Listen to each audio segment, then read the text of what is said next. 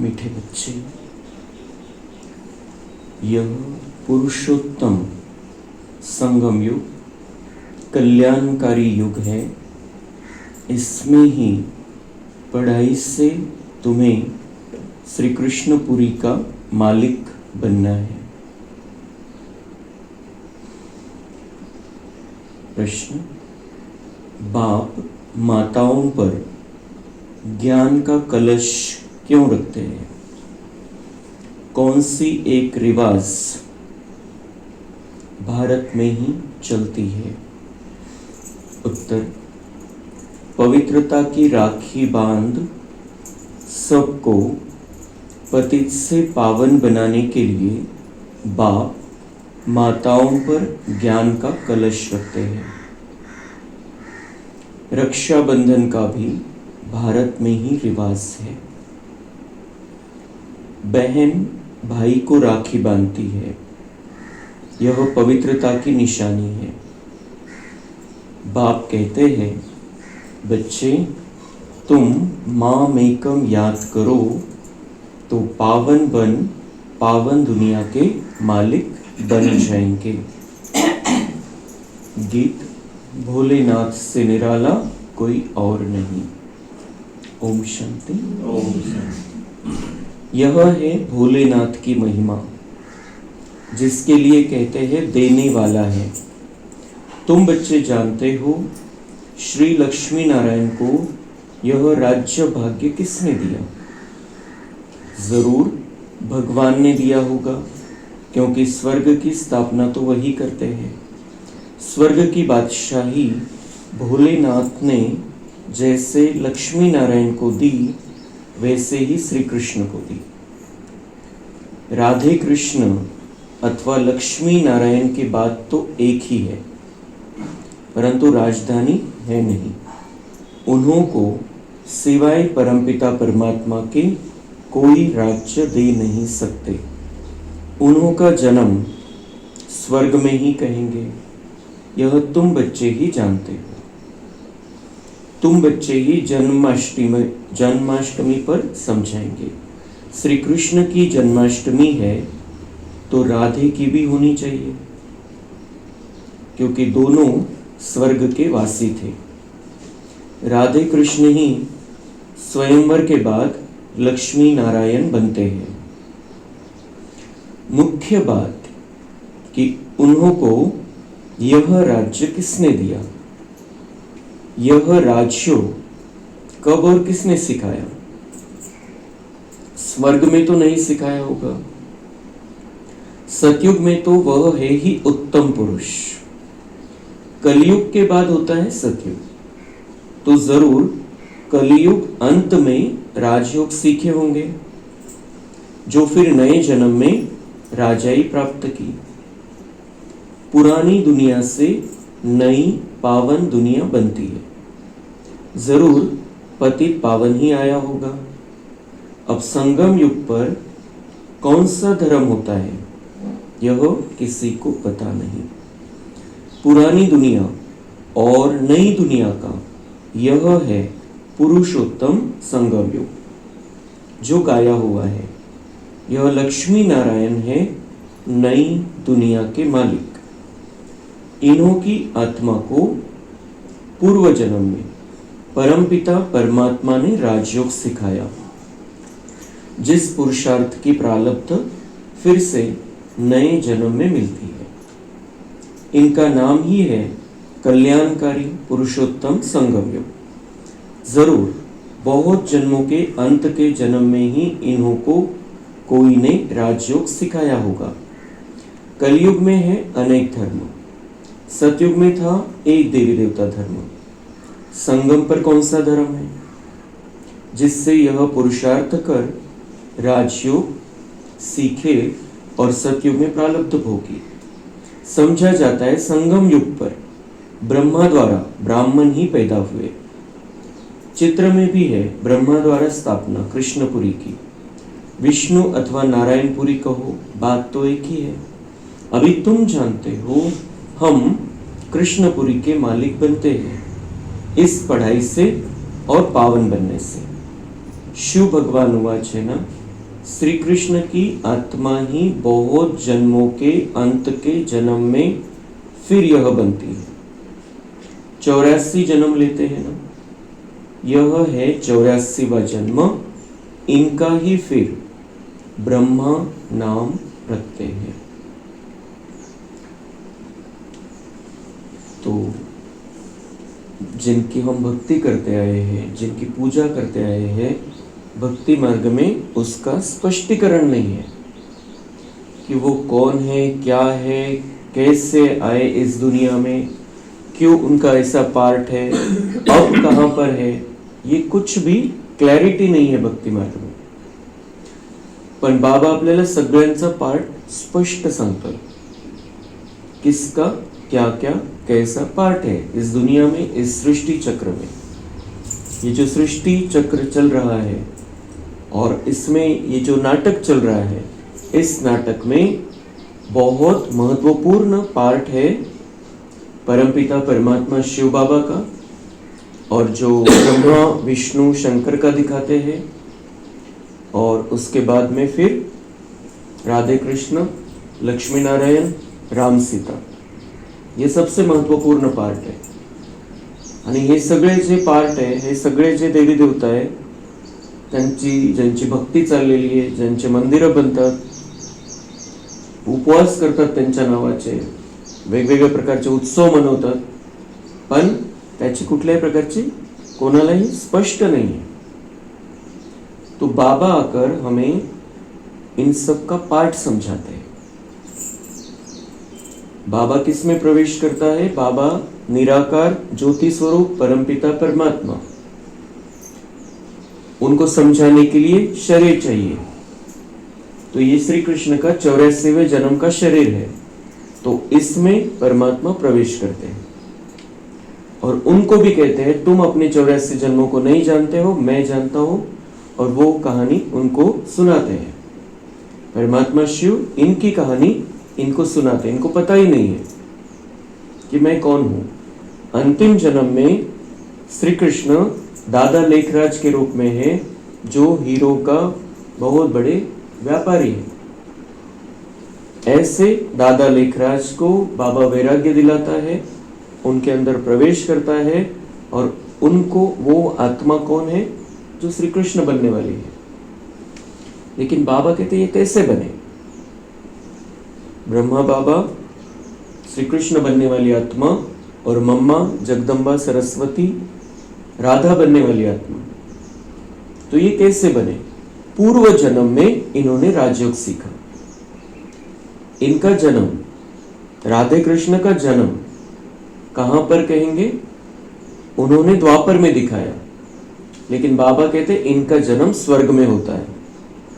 राधा कृष्ण का जन्म द्वापर के अंतिम समय में उन्होंने जन्म दिखाया, और बाबा ने कहा इतने सुंदर, इतने श्रेष्ठ वो है, इस धरती पर उनके पैर पड़ ही नहीं सकते जो पतित हो गई है। तो द्वापर में राधा कृष्ण का जन्म होने का सवाल ही नहीं है। पतित सृष्टि पर देवताओं के पैर पड़ ही नहीं सकते हैं, ये भगवान के महावाक्य है। और द्वापर में अगर राधा कृष्ण का जन्म हुआ, उन्होंने महाभारत की लड़ाई में पांडवों को जीत दिलाई और अधर्म का नाश किया, तो फिर कलयुग क्यों आया? उसके बाद अधर्म का नाश हो गया, द्वापर के अंत में वो आए और अधर्म का नाश हो गया। मग त्यावेळेला कलयुग नाही यायला पाहिजे होतं, लगेच सतयुग यायला पाहिजे होतं। तर भक्ती मार्गामध्ये तो टाइमिंग चुकीचं दाखवलेलं आहे। कलयुग के अंत समय में जब सृष्टि पतित बन जाती है, तो इस पतित सृष्टि को पावन बनाने का कर्तव्य निभाने के लिए परमपिता परमात्मा इस धरती पर आते हैं, और जो श्रेष्ठ दिव्य आत्माएं हैं, जिन्होंने 5000 वर्ष पहले ये राजयोग सीखा है, वो अपने अंतिम जन्म में होती है, और उनमें से श्रेष्ठ आत्मा होती है ब्रह्मा की। उसको चुनकर बाबा फिर ये सारा ज्ञान देता है, राजयोग समझाता है, और उसके द्वारा फिर से दैवत्व की स्थापना करता है। तो हे राधा कृष्ण बनणाऱ्या ज्या आत्मा आहे, त्यांनी या राजयोगचा अभ्यास केला, बाबांनी जे शिकवलं, ज्ञान स्वीकारलं त्यांच्या बुद्धीने, त्या ज्ञानाची धारणा केली, बाबांशी बिलकुल प्रेमाचं नातं जोडलं त्यांनी, सुंदर कनेक्शन त्यांचं होतं बाबांशी, आणि त्यामुळे त्यांनी सगळ्या विश्वाची सेवा केली, चारही विषयामध्ये फुल पास झाले, आणि त्यामुळे त्यांचा सतयुगामध्ये जन्म होतो आणि सतयुगामध्ये त्यांचं सर्वश्रेष्ठ पाठ। जैसे कृष्ण की जन्माष्टमी मनाते हैं, बाबा कहते हैं राधा की भी मनानी चाहिए। राधा का भी उसी समय जन्म है, मतलब पहले कृष्ण का जन्म होगा और 1, 2, 3 साल के बाद राधा का जन्म होता है। और फिर ये राधा कृष्ण, बाबा कहते हैं कि ये इनको ही प्रारब्ध मिली है, यही विश्व के मालिक बनते हैं। राधा कृष्ण को भी विश्व का मालिक कह सकते हैं, लेकिन राजधानी नहीं है। तब राजधानी पूरी बनकर जब तैयार कब हो जाती है, जब इनका स्वयंवर हो जाता है, ये लक्ष्मी नारायण बनकर राज्य गद्दी पर बैठते, तब राजधानी है। तेव्हापासून खऱ्या अर्थाने संपूर्ण विश्वाचे ते मालक बनतात लक्ष्मी नारायणच्या रूपामध्ये। राधा कृष्ण ही लक्ष्मी नारायण बनते हैं। तो बाबा कहते हैं कि मैं अभी आकर सभी को राजयोग सिखाता हूं। जैसे इन लक्ष्मी नारायण ने राजयोग सीखा है, उससे ये प्रारब्ध पाई है, मैं आपको भी सिखा रहा हूं, सब बच्चों को सिखाता हूं। उस अकेले को उसके लायक नहीं बनाता हूं, क्योंकि वहां उसकी राजधानी में रहने वाले भी सभी चाहिए, तो फिर उसको अकेले को क्यों सिखाऊंगा। उन्होंने दिखाया कि वो रथ में बैठे थे और श्री कृष्ण ने अर्जुन को गीता सुनाई, अकेले को सुना के क्या फायदा है। बाबा कहते ये जैसे अर्जुन है, ये ज्ञान अर्जन करता है, लेकिन मुख्य जो बात बाबा की है वो सबके लिए समझाता है, अकेले को नहीं समझाता है, क्योंकि राजधानी बनानी है, सतयुग स्थापन करना है। तो सतयुग में होगा आदि सनातन देवी देवता धर्म, वो बन रहा है, मतलब देवताएं तैयार हो रहे हैं। लेकिन देवताएं तैयार होने के पहले संगम युग में कौन सा धर्म होता है, ब्राह्मण धर्म। हम ब्राह्मण धर्म में अभी आते हैं, और ब्राह्मण तो फिर वैसे दुनिया वालों के हिसाब से तो ब्राह्मण वर्ण है, लेकिन हमारा जो ये धर्म है, ये है देवता बनाने वाला आदि सनातन। हम ऐसा कह सकते हैं, बाबा कहते संगम युग में कौन सा धर्म है, तो हम ऐसा कह सकते हैं आदि सनातन ब्राह्मण देवता धर्म, क्योंकि हम ब्राह्मण से देवता बन रहे हैं और फिर हम देवता रूप में रहेंगे सतयुग में। तो हा देवता बनण्याचा अभ्यास अपन करतोय। इसी पढ़ाई से जो राधा कृष्ण की आत्मा है, वो उन्होंने राज्य भाग्य पाया, विश्व की मालिकियत उनके हाथ में आ गई, और हमें भी उनके जैसे बनना है। जो पढ़ाई बाबा ने उनको पढ़ाई, वही मुरलियां, वही पढ़ाई हमारे लिए है। तो इस पढ़ाई को पढ़कर, समझकर, बुद्धि को समझाकर, क्लियर करके हर बात को हमें आगे बढ़ते जाना है।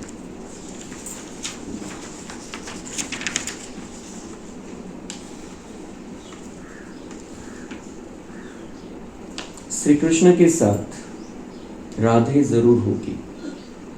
राधे कृष्ण प्रिंस प्रिंसेस ही लक्ष्मी नारायण महाराजा महारानी बनते हैं। उन्होंने ही 84 जन्म लिए, फिर अंत के जन्म में ब्रह्मा सरस्वती बने। बहुत जन्मों के अंत में बाप ने प्रवेश किया, और इनको ही कहते हैं तुम अपने जन्मों को नहीं जानते हो, तुम पहले जन्म में लक्ष्मी नारायण थे, फिर यह जन्म लिया। उन्होंने अर्जुन का नाम कह दिया है, अर्जुन को राजयोग सिखाया, अर्जुन को अलग कर दिया है, परंतु उनका नाम अर्जुन है नहीं। ब्रह्मा का जीवन चरित्र चाहिए ना, परंतु ब्रह्मा और ब्राह्मणों का वर्णन कहाँ भी है नहीं। यह बातें बाप ही बैठ समझाते हैं। तो ये जो संगम युग में बाबा का कार्य चलता है, बाबा ब्राह्मणों को बैठकर पढ़ाते हैं, ये तो कहीं पर भी नहीं।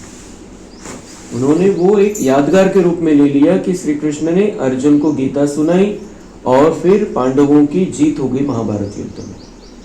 लेकिन हम सब अभी महाभारत युद्ध के मैदान पर हैं, हमारे अंदर भी विकार है और इस संपूर्ण दुनिया में विकार है। तो इस विकारों पर जीत कैसे पानी है? सारे कौरव बैठे हैं, इन कौरवों पर जीत कैसे पानी है? जो अवगुण है वो सारे व्याप्त हो गए हैं हमारे अंदर भी और दुनिया के अंदर भी। और उसी अवगुण का प्रतीक उन्होंने कौरव दिखाए। आणि म्हणून कौरवांचे नाव आपण बघतो की कसे नाव आहे सगळे, दुर्योधन, दुशासन। कोई भी माता पिता ऐसे नाम अपने बच्चों के नहीं रख सकता है, इस तरीके के नाम। दुर्योधन मतलब धन का दुरुपयोग करने वाला, कौन माता पिता अपने बच्चे का नाम ऐसा रखेगा? तो वो एक यादगार के रूप में है कि ऐसी आत्माएं होती है कलयुग के अंत समय में।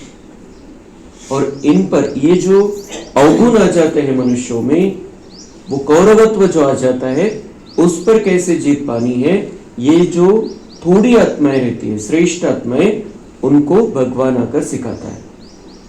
और वो अपने अवगुणों पर भी जीत पा लेते हैं और दुनिया के अवगुणों पर भी जीत पा लेते, दुनिया से अवगुण ही समाप्त हो जाते हैं। और महाभारत युद्ध में जीत होती है पांडवों की, मतलब जो बाबा के साइड में है, जो बाबा के साथ में है, उनकी जीत हो जाती है।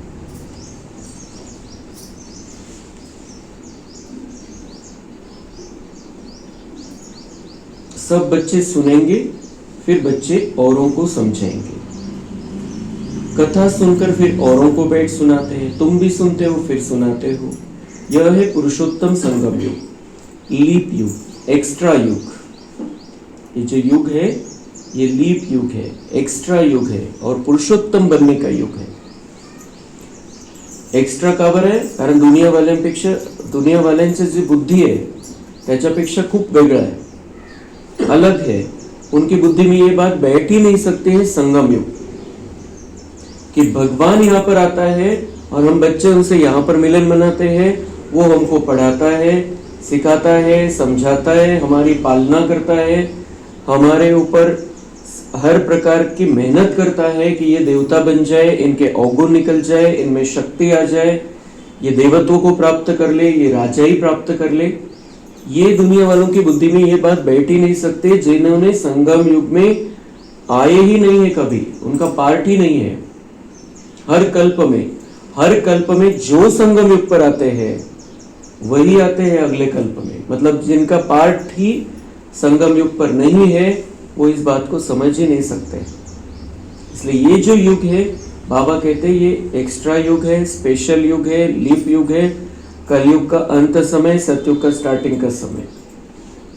आणि ते त्या दुनियेमध्ये त्याची यादगार काय, लीप वर्ष मनवतात, धोंड्याचा महिना असतो एक वेगळा, त्यावेळेला मग हिंदू कॅलेंडर आहे त्याप्रमाणे 12 महीन्याच्या ऐवजी 13 महीने असतात। तो वैसा ये एक्स्ट्रा युग है। पुरुषोत्तम मास पड़ता है तो 13 मास हो जाते हैं।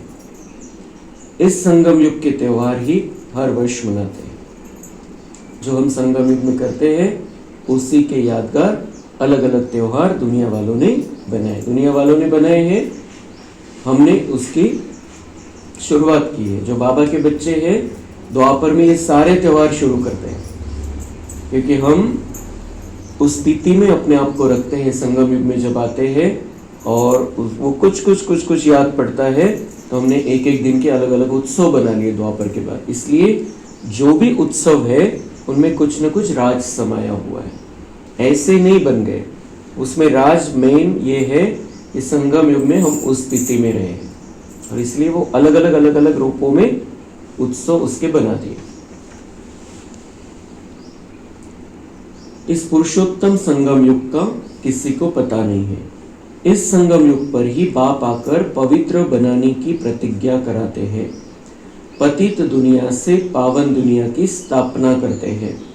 रक्षाबंधन का भी भारत में ही रिवाज है। उसमें उन उत्सव में मुख्य उत्सव है रक्षाबंधन। और रक्षाबंधन कहाँ मनाते हैं? भारत में मनाते हैं। जो भारतवासी बाहर है वो भी मनाते हैं, लेकिन मैं उसका क्या है, भारत में ज्यादा रिवाज है क्योंकि भगवान भारत में आता है और पवित्र ये त्योहार संगम युग में हम सब बनाते हैं। राखी बांधते हैं पवित्रता की, भगवान हमको राखी बांधता है पवित्रता की, और उसके यादगार के रूप में फिर बहनें भाई को पवित्रता की राखी बांधने लगी। बहन भाई को राखी बांधती है। परंतु वह कुमारी भी फिर अपवित्र बन जाती है। कुमारी है तब राखी बांधती है, वो ज्यादा महत्वपूर्ण है। बाबा कहते हैं कि वो पवित्र है, पवित्र हाथों से राखी बांधती है और पवित्रता की प्रेरणा देती है, लेकिन वो भी फिर शादी के बाद अपवित्र बन जाती है। लेकिन संगम युग में भगवान हमें राखी बांधता है, भगवान आकर हमारे से पवित्रता की प्रतिज्ञा करा लेता है। हम उस बंधन में बन जाते हैं। ये प्यारा सा बंधन है कि हमें पवित्र रहना है। हम पवित्र रहते हैं और दुनिया वालों को पवित्रता की राह दिखाते हैं और पवित्रता से सुख शांति आ जाती है। इसी का यादगार ये रक्षा बंधन है। और हम इस रक्षा बंधन पर अपने जो बड़े भाई है इस ज्ञान मार्ग में ऐसा समझना है कि हमने उनको राखी बांधी है, उन्होंने हमको राखी बांधी है। ये बड़े भाई है ब्रह्मा बाबा, उन्होंने हमको राखी बांधी है, हमने उनको राखी बांधी है।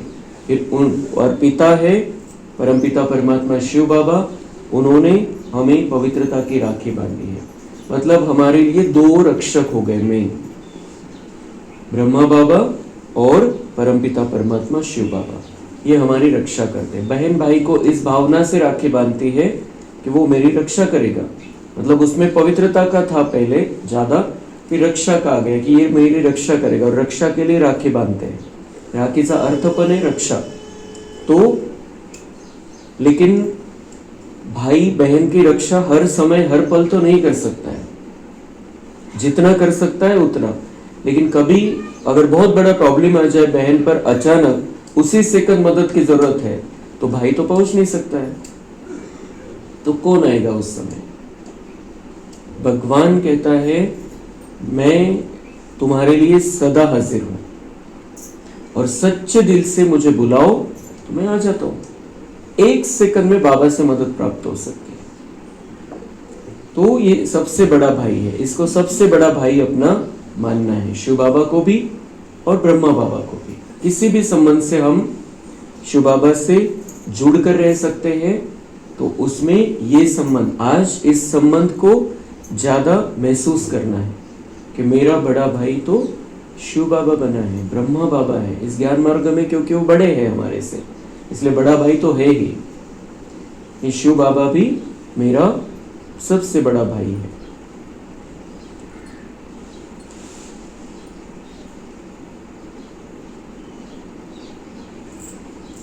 अभी बाप ने तुम माताओं पर ज्ञान का कलश रखा है। जो ब्रह्मा कुमार कुमारियां बैठ पवित्रता की प्रतिज्ञा कराने राखी बांधती है, और पवित्रता की प्रतिज्ञा मतलब सभी विकारों से दूर रहेंगे, इसकी ये राखी है। जो रक्षाबंधन हम मनाते हैं इस संगम युग पर बाबा के घर में, उसका ये उद्देश्य है और उसका ये महत्व है कि हम पवित्रता की राखी बांधते हैं। हम पवित्र रहने की प्रतिज्ञा करते हैं भगवान के साथ, पांचों ही विकारों से दूर रहने की प्रतिज्ञा करते हैं। इस प्रतिज्ञा को हमें निभाना है। बाप कहते हैं मामेकम याद करो तो तुम पावन दुनिया के मालिक बन जाएंगे। बाकी कोई राखी आदि बांधने की दरकार नहीं, ये तो रस्म बना ली है कि कुछ ना कुछ होना चाहिए, कुछ ना कुछ बुद्धि को चाहिए, क्लैरिटी चाहिए, पक्का होना चाहिए, इसलिए ये बनाया है रस्म। लेकिन बाबा कहते हैं वैसे तो राखी बांधने की दरकार भी नहीं, आप मन में पक्का कर लो तो भी बहुत है। यह समझाया जाता है। जैसे साधु सन्यासी लोग दान मांगते हैं, कोई कहते हैं क्रोध का दान दो, कोई कहते हैं प्याज मत खाओ, जो खुद नहीं खाते होंगे वह दान लेते होंगे। इन सब से भारी प्रतिज्ञा तो बेहद का बाप कराते हैं। दुनिया में भी प्रतिज्ञा कराते हैं, दुनिया में भी व्रत रखवाते कि याचा त्याग करा, त्याचा त्याग करा, हे नका करू ते नका करू। जो खुद जिस पर जो जिनका अभी समजा कोणी कांदा खात नसेल एखादा साधू, तर तो मग त्याचे जे शिष्य त्यांना सांगतो कांदा नहीं खायचा। तो ऐसे एक एक चीज का त्याग कराते हैं। लेकिन सबसे भारी त्याग, सबसे भारी प्रतिज्ञा तो बाबा ही हमसे कराते हैं। तुम पावन बनना चाहते हो तो पतित पावन बाप को याद करो। ये पवित्रता की प्रतिज्ञा बाबा के सिवाय दुनिया में कोई भी नहीं कराता है। मतलब संपूर्ण पवित्रता, पांचों ही विकारों से कंप्लीट दूर। ये पवित्रता स्वयं भगवान ही कराता है, बाकी किसी में हिम्मत नहीं है, क्योंकि सभी विकारों से संपूर्ण रीति से कोई भी दूर नहीं है दुनिया में। इसलिए भगवान जो सदा पावन है, पवित्रता का सागर है, वो ही ऐसी प्रतिज्ञा करा सकता है हमसे। और हमने प्रतिज्ञा की है और आज और पक्का कर लेना है कि हम पांचों ही विकारों से कंप्लीट दूर रहेंगे। बाबा ने मुझे इस बंधन में बांध लिया है, और ये रूहानी बंधन, ये प्यारा बंधन है, मीठा बंधन है, और ये बंधन हम बांध लेंगे, बुद्धि में पक्का कर लेंगे, तो सतयुग में जाकर राज करेंगे।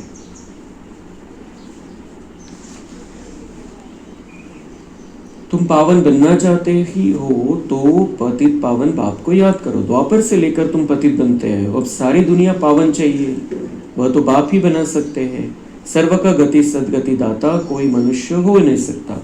बाप ही पावन बनने की प्रतिज्ञा लेते हैं। भारत पावन स्वर्ग था ना, पतित पावन वह परमपिता परमात्मा ही है। श्री कृष्ण को पतित पावन नहीं कहेंगे, उनका तो जन्म होता है, उनके तो माँ बाप ही दिखाते हैं।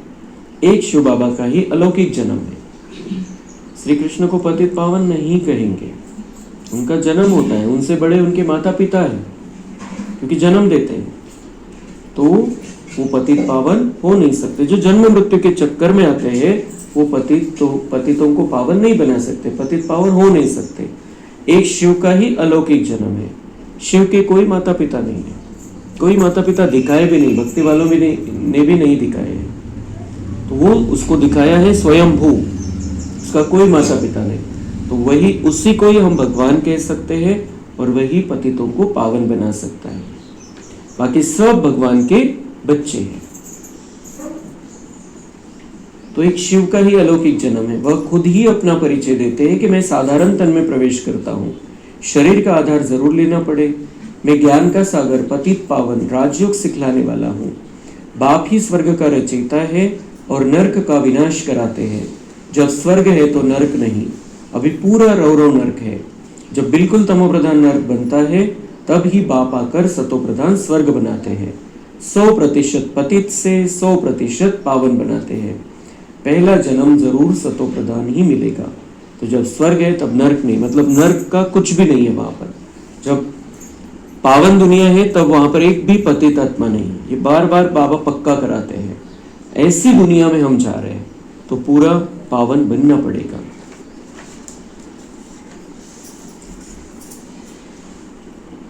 अब श्री कृष्ण जन्माष्टमी कब हुई थी यह भी बच्चे समझते हैं। श्री कृष्ण जन्माष्टमी कब हुई? संगम युग पर बाबा ने श्री कृष्ण को फिर से तैयार किया श्री कृष्ण का पाठ बजाने के लिए, और सतयुग में फिर उसका जन्म हुआ। और उनके फिर सतयुग में 8 जन्म है उस आत्मा के, उस दिव्य आत्मा के, और इसलिए अष्टमी कहते हैं, श्री कृष्ण जन्माष्टमी। अब आएगी कुछ दिन के बाद, तो बाबा पहले से ही उस बारे में हमें स्पष्ट कर रहे हैं। अब श्री कृष्ण जन्माष्टमी कब हुई थी यह भी बच्चे समझते हैं। आज से 5000 वर्ष से कुछ दिन कम कहेंगे, क्योंकि अभी पढ़ रहे हैं। आज से 5000 वर्ष से कुछ दिन कम, तब श्री कृष्ण जन्माष्टमी हुई थी, क्योंकि अभी पढ़ रहे, अभी तैयार हो रहे हैं। नई दुनिया की स्थापना हो रही है। बच्चों के दिल में कितनी खुशी है।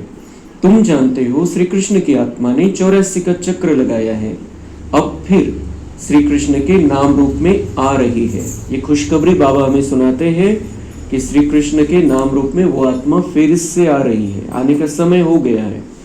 84 का चक्र पूरा हुआ, ब्रह्मा के रूप में साकार में पृथ्वी पर रहते हुए पाठ बजाया, अभी फरिश्ता रूप में वो ब्रह्मा, दिव्य ब्रह्मा के रूप में पाठ बजा रहे हैं, और वो श्री कृष्ण के रूप में आने वाले हैं। अभी पूरी तैयारी हो गई है। उसी नाम रूप से आएंगे श्री कृष्ण के, वो वही रूप रहेगा, वही नाम रहेगा। चित्र में दिखाया है, पुरानी दुनिया को लात मार रहे हैं, नई दुनिया हाथ में है। तो उतना लात मारते हुए उतना चित्र कट हुआ है, लेकिन हाथ में स्वर्ग दिखाया है।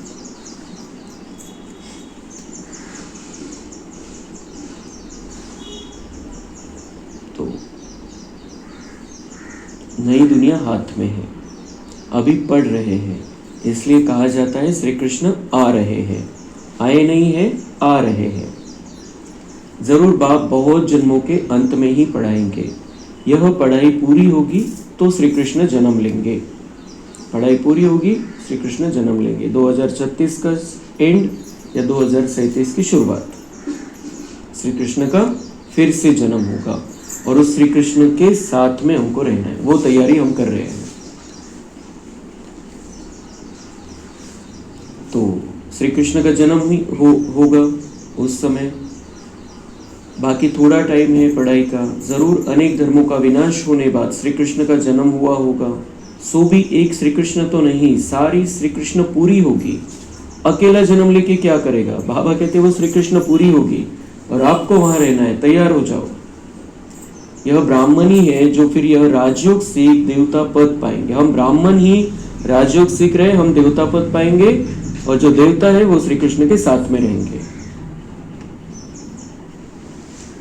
देवताएं बनते ही है नॉलेज से। बाप आकर मनुष्य से देवता बनाते हैं पढ़ाई से। यह पाठशाला है, इसमें सबसे जास्ती टाइम लगता है। बाकीचे कोर्स खूप कमी है। ये 7 दिन के कोर्स में हो नहीं जाता है सब कुछ। ये जब तक हम हैं, जब तक आत्मा शरीर में है, जब तक संगम युग है, तब तक पढ़ाई, तब तक हमको पढ़ना है। जब तक हम देवता बनकर तैयार नहीं हो जाए तब तक पढ़ाई। इसलिए बाबा कहते हैं ये कोर्स बहुत बड़ा है, ये 7 दिन में खत्म नहीं हो जाता है। 7 दिन में तो झलक मिलती है उसकी, और फिर पूरी तैयारी तो बाद में चलती है। ये कोर्स खत्म होना मतलब देवता बन जाना हमने, तो ये सबसे ज्यादा टाइम इसको लगता है। पढ़ाई तो सहज है, बाकी योग में है मेहनत। पढ़ाई सहज है, ज्ञान सहज है, पता चल जाता है, लेकिन योग में मेहनत है। फिर योग के आधार से हमारे विकर्म विनाश होते हैं, हम पावन बन जाते हैं। तुम बता सकते हो श्री कृष्ण की आत्मा अब राजयोग सीख रही है परमपिता परमात्मा द्वारा। शिव बाबा ब्रह्मा द्वारा हम आत्माओं को पढ़ा रहे हैं विष्णुपुरी का राज्य देने। हम प्रजापिता ब्रह्मा के बच्चे ब्राह्मण ब्राह्मणियां हैं। यह है संगम युग, यह बहुत छोटा सा युग है। तुम बच्चों के लिए यह है संगम युग, तुम्हारे लिए कलयुग पूरा हो गया। हम जो बाबा के बच्चे बने हैं, बाबा कहते कलयुग है, चल रहा है बाहर, दुनिया वाले इसको कलयुग ही समझते हैं, लेकिन तुम्हारे लिए कलयुग कंप्लीट हो गया, वो खत्म और तुम संगम युग में आ गए। और जो संगम युग में आते हैं वो सतयुग में जाते हैं। कलयुग से कोई सतयुग में नहीं जाता है। कलयुग से संगम युग में आने के बाद, बाबा से ये पढ़ाई पढ़ने के बाद ही सतयुग में हम देवता बनकर रह सकते हैं। तो बाप कहते हैं मीठे बच्चों, अब मैं आया हूं तुमको सुख धाम शांति धाम ले जाने के लिए। तुम सुख धाम के रहवासी थे, फिर दुख धाम में आए। कहाँ रहते थे? सतयुग में, सुख धाम में, और अब इस दुख धाम में रह रहे हैं। तो यहां से वहां ले जाने के लिए बाबा फिर से आए हैं। पुकारते हो बाबा आओ इस पुरानी दुनिया में, तुम्हारी दुनिया तो नहीं है। ये बाबा कहते हैं तुम्हारी दुनिया नहीं है, तुम्हारे रहने लायक नहीं है, तुम्हारे लिए तो मैं बहुत सुंदर दुनिया बना रहा हूं। अभी तुम क्या कर रहे हो? योग बल से अपनी दुनिया स्थापन कर रहे हो। हम अपने लिए ये सारा कार्य कर रहे हैं, हम अपने लिए तो दुनिया बना रहे हैं, सारी दुनिया का कल्याण इसमें हो जाता है, क्योंकि उनके लिए भी फिर इस दुनिया से विदाई हो जाती है, दुख की दुनिया से। और जो पुरुषार्थ करते हैं, हमारा सुनते हैं, बाबा के पास आते हैं, अपना कल्याण कर लेते हैं, वो भी उस नई दुनिया में आएंगे जो दुनिया बन रही है। और बाकी का भी फायदा ये हो जाता है, इस दुख धाम से तो मुक्त हो जाते हैं। भले सतयुग नहीं देखेंगे, लेकिन यहाँ से तो छुटकारा मिल जाएगा। कहा भी जाता है अहिंसा परमो देवी देवता धर्म। तुमको अहिंसक बनना है, न काम कटारी चलानी है, न लड़ना झगड़ना है। तो हमें देवी देवता बनना है, काम विकार से दूर रहना है, जो शरीर का भान, शरीर का आकर्षण, उससे दूर रहना है। लड़ना झगड़ना नहीं है, किसी भी प्रकार का लड़ना झगड़ना नहीं है, मन से भी नहीं और ऊपर से भी नहीं। सब लड़ना झगड़ना समाप्त। मोह में नहीं फंसना है, अहंकार नहीं रखना है, किसी बात का लोभ नहीं रखना है, क्योंकि अब ये सब कुछ छोड़कर हमें घर वापस जाना है और सतयुग में देवता रूप में रहना। अच्छा, मीठे मीठे सिक्किलधे बच्चों प्रति माता पिता बाप दादा का याद, प्यार और गुड मॉर्निंग। रूहानी बाप की रूहानी बच्चों को नमस्ते। हम रूहानी बच्चों की रूहानी बाप दादा को याद, प्यार, गुड मॉर्निंग, नमस्ते। वाह बाबा वाह, शुक्रिया बाबा शुक्रिया। धारणा के लिए मुख्य सार है, इस पुरानी दुनिया में रहते डबल अहिंसक बन योग बल से अपनी नई दुनिया स्थापन करनी है। अपना जीवन हीरे जैसा बनाना है। बाप जो सुनाते हैं उस पर विचार सागर मंथन कर दूसरों को सुनाना है। सदा नशा रहे कि यह पढ़ाई पूरी होगी तो हम कृष्णपुरी में जाएंगे। वरदान है, अपवित्रता के नाम निशान को भी समाप्त कर हिज होलीनेस का टाइटल प्राप्त करने वाले होली हंस भव। बहुत सुंदर वरदान रक्षाबंधन के निमित्त कि अपवित्रता के नाम निशान को भी समाप्त कर हिज होलीनेस का टाइटल प्राप्त करने वाले होली हंस भव। जैसे हंस कभी भी कंकड़ नहीं चुकते, रत्न धारण करते हैं, ऐसे होली हंस किसी के अवगुण अर्थात कंकड़ को धारण नहीं करते। तो हमें होली हंस बनना है, किसी का अवगुण अपने चित्त पर नहीं रखना है, उसकी ओर ध्यान ही नहीं देना है। किसी में क्या दोष है क्या नहीं है कुछ नहीं देखना है, हमें अपने अंदर दिव्य गुणों की धारणा करनी। जैसे वो रत्न धारण करता है, रत्न ही उठाता है, कंकड़ अलग कर देता है हंस। उसकी कहानी में दिखाते हैं, उसका वैशिष्ट्य दिखाते हैं कि वो रत्न चुनता है, कंकड़ अलग कर देता है। तस बाबा म्हणता है की तुम्हाला कोणाचेही अवगुण आपल्या चित्तावरती ठेवायचे नाही, घ्यायचं नाहीये त्याला मध्ये। तो वे व्यर्थ और समर्थ को अलग कर व्यर्थ को छोड़ देते हैं, समर्थ को अपना लेते हैं। जो व्यर्थ है उसको छोड़ना है और समर्थ अपने अंदर शक्ति को ही धारण करना है, गुण को ही धारण करना है। ऐसे होली हंस ही पवित्र शुद्ध आत्माएं हैं, उनका आहार व्यवहार सब शुद्ध होता है। तो जो ऐसे होली हंस है, जो रत्न ही चूकते हैं, जो किसी का अवगुण अपने चित्त पर नहीं रखते हैं, व्यर्थ को अपने अंदर स्थान नहीं देते हैं, समर्थ को स्थान देते हैं, ऐसे होली हंस ही पवित्र शुद्ध आत्माएं हैं। उनका आहार व्यवहार सब शुद्ध होता है, हर बात में शुद्धता, सिर्फ स्नान की या कपड़े की शुद्धता नहीं, आहार व्यवहार में शुद्धता, चरित्र में शुद्धता। जब अशुद्धि अर्थात अपवित्रता का नाम निशान भी समाप्त हो जाए तब भविष्य में हिज होलीनेस का टाइटल प्राप्त हो। इसलिए कभी गलती से भी किसी के अवगुण धारण नहीं करना। मतलब ये अशुद्धि का अपवित्रता का नाम निशान भी जिनका समाप्त हो जाएगा, बाबा कहते हैं हिज होलीनेस का टाइटल प्राप्त हो जाएगा। मतलब संपूर्ण पवित्रता का मुकुट आपको प्राप्त हो जाएगा और आप राज करोगे। इसलिए बाबा कहते किसी की गलती किसी का अवगुण धारण नहीं करना। अंदर रखेंगे मतलब अंदर कोई चीज पड़ी है, समय आने पर यूज कर लेंगे हम। आपल्याला माहिती या वस्तूचा उपयोग नाही, पण घरात ठेवलेली आणि तशीच वेळ आली तर ती वापरून घेणार आपण। किसी का दोष हमने देखा है कि ये ऐसा है ऐसा है ऐसा है, मतलब वो दोष हमने अंदर रखा है। तो अगर कोई वैसी परिस्थिती आ जाएगी, कोई वैसा मिलेगा, तर मग जसंच तसं उत्तर दिलं जाईल। अवगुण मध्ये आहे, कोणाचं पकडून ठेवलेलं आहे, आपण पण वापरणार तो, ती अशुद्धता है। बाबा कहते हैं आपको पूरी तरीके से शुद्ध, आपके अंदर गुण है, आप गुणवान बन रहे हो, आप शक्तिशाली बन रहे हो, लेकिन साथ साथ किसी के अवगुण भी देख रहे हो और वो अपने अंदर वो सावधानी के लिए ठीक है, उससे कितना दूर रहना है, कितना संबंध में आना है, ये समझ ठीक है, लेकिन वो अवगुण यहां पर नहीं रखना है, सीखना है और आगे बढ़ना है बस। स्लोगन, सर्वंश त्यागी वह है जो पुराने स्वभाव संस्कार के वंश का भी त्याग करता है।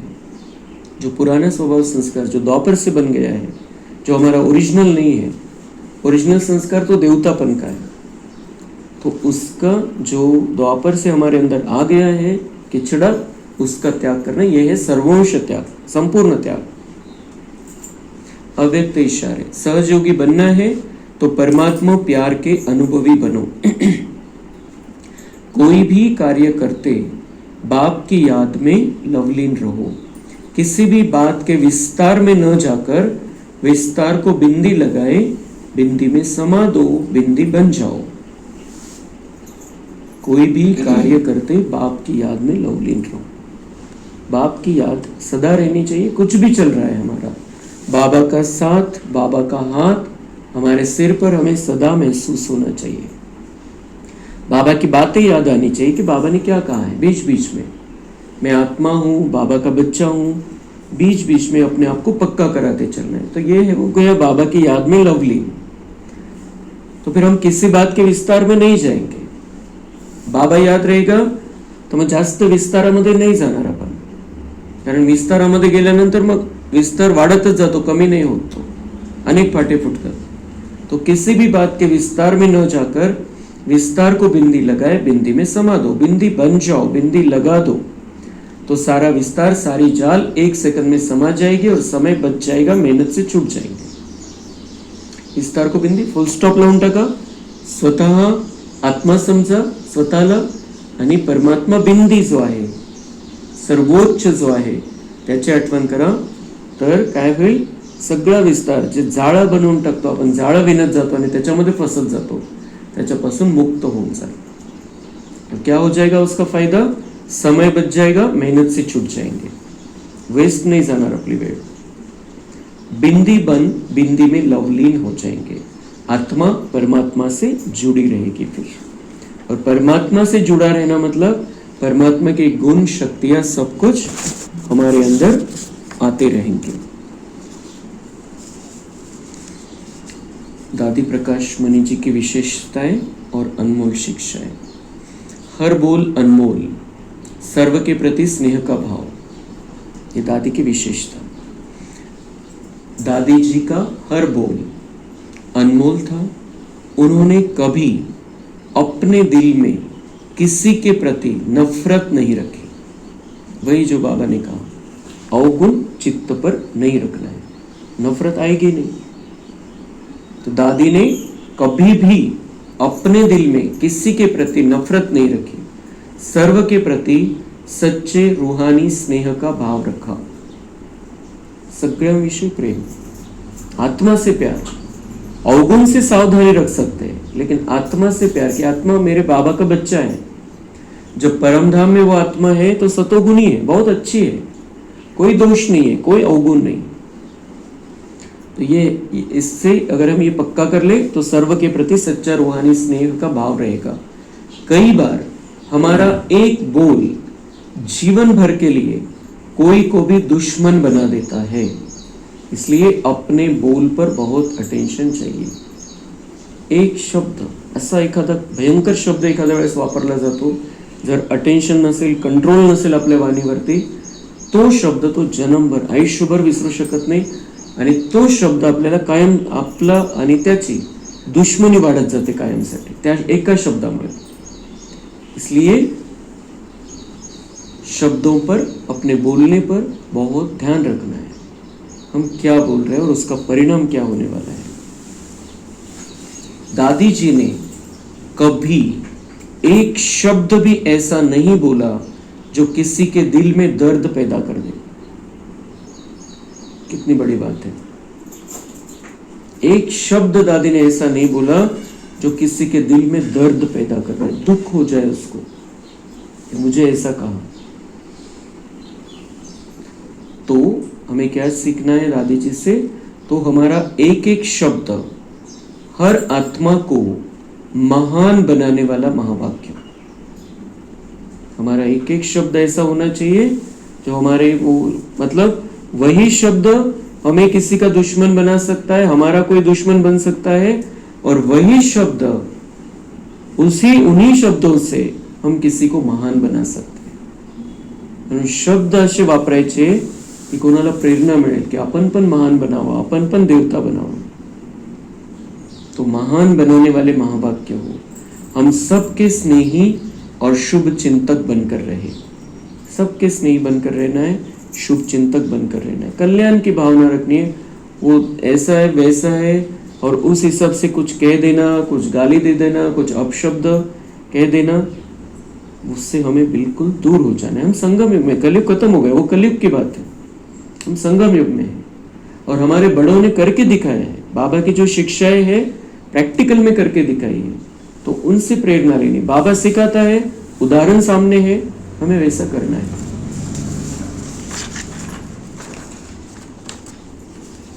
आज का गुण, हर एक आत्मा के संबंध संपर्क में आते स्मृति रहे कि मैं रमता योगी मस्त फकीर हूं। मतलब कोई टेंशन नहीं और बाबा की याद में मस्त।